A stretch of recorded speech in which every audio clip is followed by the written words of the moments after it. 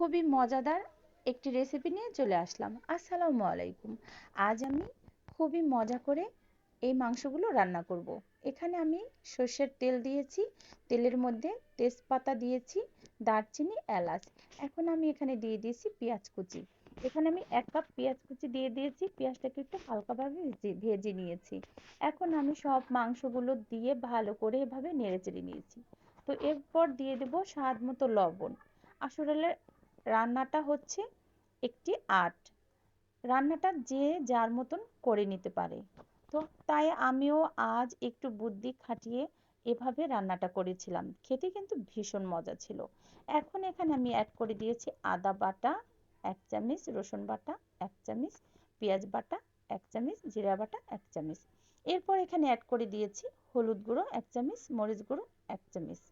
তো এরপর সব মশলার সাথে মাংসগুলোকে আমি ভালো করে এভাবে কষিয়ে নেব। এরপর এখানে অ্যাড করে দিব বাদাম বাটা 2 চামচ। 2 চামচ বাদাম বাটা দিয়ে মাংসটাকে আমি আরও কিছুক্ষণের জন্য কষিয়ে নিয়েছি। তো এভাবে আমি এক এক করে সব ধরনের মশলা দিয়ে মাংসটাকে সুন্দর করে কষিয়ে নিয়েছি। এরপর এখন আমি দিয়ে দেব এখানে নারকেলের দুধ করে রেখেছিলাম, দুধটা দিয়ে মাংসটাকে আরও কিছুক্ষণের জন্য আমি ভালো করে কষিয়ে নেব। তো এখন আমি ঢাকনা দিয়ে ঢেকে দেব।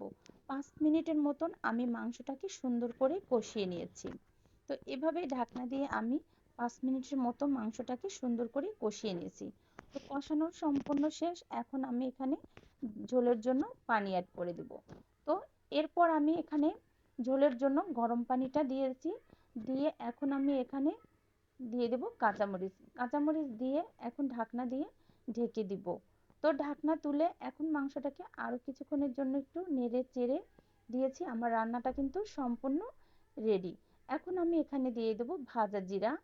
ভাজা জিরা ফাঁকি দিয়ে এখন এখানে দিয়ে দেব একটু পেঁয়াজের বেরেস্তা।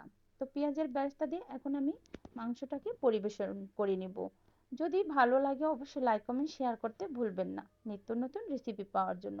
দেখতে কিন্তু ভীষণ লোভনীয় হয়েছিল, খেতে কিন্তু মাশাআল্লাহ দারুণ মজা। তো আজকের মতো এখানেই